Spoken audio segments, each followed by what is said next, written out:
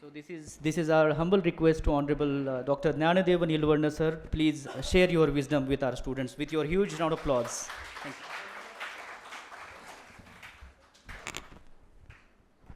नमस्कार। नमस्कार। अरे आप सब लोग विनर है, समझे ना। देखो, मैं एक विवेकानंद केंद्र का कार्यकर्ता के रूप में आपसे कुछ बातें करने जा रहा हूँ। स्वामी विवेकानंद का एक कोटेशन है, आपने बहुत बार पढ़ा होगा, each soul is potentially divine. हर व्यक्ति में ब्रह्म शक्ति होती है। और इसके आगे उन्होंने एजुकेशन का डेफिनेशन देते हुए कहा है, education is the manifestation of the perfection already existing in the man. अभी आप जो विनर हुए हैं और जो विनर नहीं हुए, यह सब ने कोशिश की है। आप में पहले इनहेरेंट आप में वो क्वालिटीज़ है, आपको खाली चांस नहीं था कहाँ परफॉर्म करना है, किसके साथ करना है, किसके साथ कंपेयर करना है। ये जो प्लेटफॉर्म देने का काम है, ये अतुल सर, सूरज बोहेर सर और MIT एडिट यूनिवर्सिटी ने दिया है। इसके आगे का एक कोटेशन है, प्रमोद बात्रा एक मैनेजमेंट ऑथर है, उन्होंने कहा है, watch your thoughts that becomes your words, watch your words that becomes your action, watch your action that becomes your habit, watch your habit that becomes your character, ultimately what you think that you become. इसका मतलब यह है कि आपकी सोच के ऊपर निर्भर करता है आपका यश। आपने अगर सोच लिया है तो आपको यश तो बिल्कुल मिलने वाला है।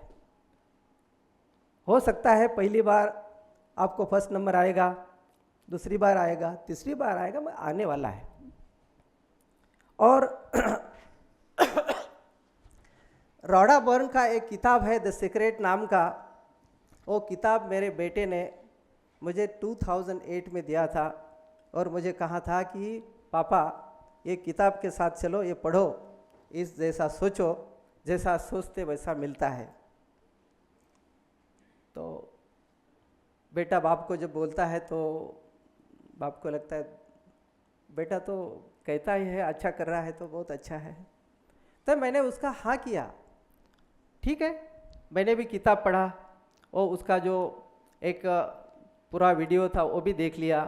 उसके स्टोरी में मैं नहीं जाने वाला, क्योंकि आप सब लोगों ने द सीक्रेट नाम का किताब पढ़ा होगा, उसके बारे में सुना होगा, नहीं सुना हो तो बाद में आप जाके उसको रेफर कर सकते हैं। तो मेरे बेटे ने मुझे 2012 में कहा था, when he pass his graduation in engineering and join one software industry, कि उसने पहला उसका तनख्वाह हुआ 40,000, उसमें से 30,000 के मार्केट में जापा बलवन चौक जाके किताब लिए और मुझे कहा मैंने 30,000 के किताब लिए हैं। मैं बोला क्यों, और पैसे लगते तो मैं देता था, मगर 50,000 के क्यों नहीं लेता। मेरा कहने का मतलब यह है, किताब ये एक्सपेंडिचर नहीं है, ये इन्वेस्टमेंट है। उसमें 30,000 के किताब में उसने 20,000 के किताब मार्शल आर्ट के लिए थे। उस समय उतना इंटरनेट फास्ट नहीं था, उसने इंटरनेट नहीं था करके उसने किताब पढ़ के मार्शल आर्ट, पहले वो एक्सरसाइज करता था, मार्शल आर्ट पढ़ा और मुझे 2012 में एक किताब मेरे सामने रखते हुए कहा कि पापा एक दिन मैं जापान जाके एक गुरु के साथ, गुरु के सानिध्य में मैं मार्शल आर्ट करने वाला हूँ। तो बाप तो हाँ ही करता है। उसने कहा मैं भी भूल गया, वो सर्विस कर रहा है। 2015 में उसको सर्विस छोड़ के उसने एमटेक ज्वाइन किया SRM यूनिवर्सिटी चेन्नई में। वहाँ से उसको एमटेक का प्रोजेक्ट जापान का मिल गया, वो जापान चले गया। जापान जाने के बाद जापान की ट्रेडिशन है, वहाँ अतिथि देवो भव बहुत है, वो भगवान से भी बड़ा गेस्ट को मानते हैं। तो वेलकम डिनर था उस दिन, वो सब लोग बैठे थे। NEP कंपनी में उसको इंटर्नशिप मिली थी। तो डिस्कशन में एक वहाँ के जो जापान के थे उसके कोऑर्डिनेटर, उन्होंने कहा मिस्टर नील, उनको पूरा सरनेम नहीं पढ़ते थे, नील be aware from this person. जो कोई बंदा वहाँ का था, वो कंपनी का एक यंग चाप लड़का, he is master of martial art. तो फिर इसको बहुत खुशी हो गई कि अरे मार्शल आर्ट वाला मुझे मिला है। वो दोनों ने बातें की, बहुत गप्पे छप्पे लगाए। फिर तू कौन सा मार्शल आर्ट करता है, कतूरी करता है, ये करता है क्या, ऐसा चला। फिर एक दिन उसने उसको रिक्वेस्ट की कि तेरे गुरु के पास मुझे लेके चल। वो वही गुरु था जो उसने 2012 में मुझे किताब में बताया था। वो गुरु के पास गया, उन्होंने इसको जापानीज नहीं आती थी, उनको इंग्लिश नहीं आती थी, वो ट्रांसलेट करने का काम उसका वो जो काउंटर पार्ट था वो कर रहा था। ऐसा करते हुए एक स्टूल दिया था उसको, 3 घंटा स्टूल पे बिठाया। वहाँ पूरे हॉल में वो मार्शल आर्ट का एक्सरसाइज चल रहा था। और उसके बाद उसको डिनर दिया और ब्लड ओथ रहती है उनकी, वो लेके उसको मार्शल आर्ट ज्वाइन किया।